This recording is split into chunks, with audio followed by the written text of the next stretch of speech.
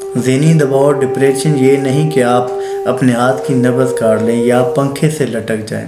ذہنی دباؤ تو یہ ہے کہ آپ سارا دن دوستوں کے مابین خوش گپیوں میں مصروف رہیں، ہنستے کھیلتے رہیں، لیکن رات کو تنہائی میں بستر پہ سو نہ پائیں۔ ذہنی دباؤ یہ ہوتا ہے کہ آپ اپنی ذات کو عزیز و اقارب، رشتہ داروں، دوستوں میں آہستہ آہستہ محدود ہوتے چلے جائیں، یہاں تک کہ صرف اپنی ذات تک محدود رہ جائیں۔ ذہنی دباؤ یہ ہوتا ہے کہ آپ جانتے ہوں کہ میری ذات میں کچھ صحیح نہیں ہے، لیکن آپ اسے صحیح کرنا نہیں چاہتے۔ اور ذہنی دباؤ یہ ہے کہ جب آپ ہار مان جائیں کہ مجھے انہی دکھوں، انہی اذیتوں، انہی یادوں، پچھتاووں کے ساتھ زندہ رہنا ہے کیونکہ موت بہت دور ہے۔ یہ ہے ذہنی دباؤ۔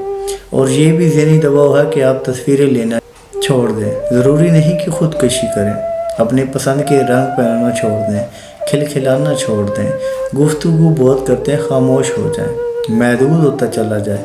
یہ ہوتا ہے ذہنی دباؤ اور ڈپریشن۔ مجھے لگتا ہے کہ ڈپریشن کی ایک بہت بڑی وجہ یہ بھی ہے کہ ہم جہاں ہوتے ہیں ہم نے وہاں رہنا نہیں سیکھا۔ ہم سارا دن تو یہاں ماضی کی تلخیوں میں ہوتے ہیں یا پھر مستقبل کے خطرات میں ہوتے ہیں، حال میں نہیں ہوتے۔ اب آپ آجیں ڈپریشن کا علاج۔ نبی اکرم صلی اللہ علیہ وآلہ وسلم پہ کچھ دیر کے لیے وحی کا سلسلہ بند ہو گیا۔ سورہ والضحیٰ نازل ہوئی کہ نبی ہم نے آپ کو نہیں چھوڑا، وَلَسَوْفَ يُعْطِيكَ رَبُّكَ فَتَرْضَىٰ، عن قریب ہم آپ کو اتنا نوازیں گے کہ آپ راضی ہو جائیں۔ یہ مشکلات تھیں۔ سورہ ضحیٰ کی تلاوت اور سورہ کوثر، نبی اکرم صلی اللہ علیہ وآلہ وسلم سورہ کوثر پڑھ کر خوش ہو گئے تھے، تو آپ حضور کی خوشی کے بارے میں سوچ کر سورہ کوثر کی تلاوت درود پاک کے ساتھ پڑھنا شروع کر دیں۔ میرا وجدان، میرا ایمان ہے کہ ڈپریشن ختم ہو جائے گا۔ اس کے ساتھ کرنا کیا ہے کہ وہ لوگ جو آپ کی زندگی میں معنی رکھتے ہیں، جو آپ کی خوشیوں میں خوش ہوتے ہیں، تو خوش ہوتے ہوئے جو وہ تعریف آپ کے جملے جو آپ کے دل میں ہیں ان کے دل میں نہ رکھیں۔ انہیں بتائیں کہ آپ کے کپڑے اچھے لگتے ہیں، آپ نے یہ بات بہت اچھی کی ہے۔ اچھی باتوں کو دل میں نہ رکھیں۔ جو شکریہ کے مستحق ہیں ان کا شکریہ ادا کریں۔ جن کے احسان مند ہیں انہیں بتائیں کہ آپ سے مل کے اچھا لگا۔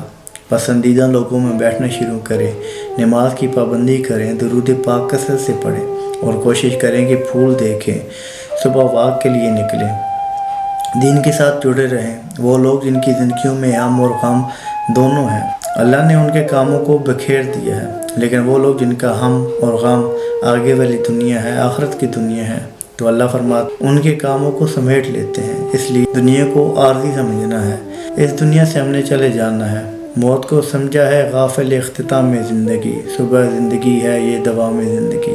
موت تو ایک نئی صبح کی نوید ہے، بالکل پریشان نہیں ہونا اس لیے۔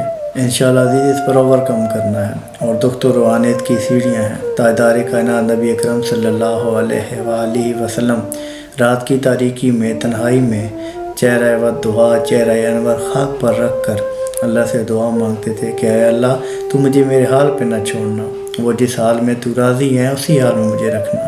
یہ دکھ ہیں، روحانیت کی سیڑھی ہیں۔ دل نا امید نہیں ناکام ہی تو ہے، لمبی ہے غم کی شام مگر شام ہی تو ہے، پی جائے آم کی تلخی کو بھی ہنس کے ناصر۔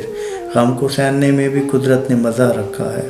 کوئی نہیں انشاءاللہ جس ہونا میرے دکھ وچ راضی، سکھاں نوں چولہے ڈاواں تے جنہاں دکھاں وچ دل بھر راضی، سکھ انہاں تو وارے، دکھ قبول محمد بخشا، راضی رہن پیارے۔ اللہ کریم آسانی حاصل اور تقسیم کرنے کے شرف عطا فرمائے۔ سلام پہنچے۔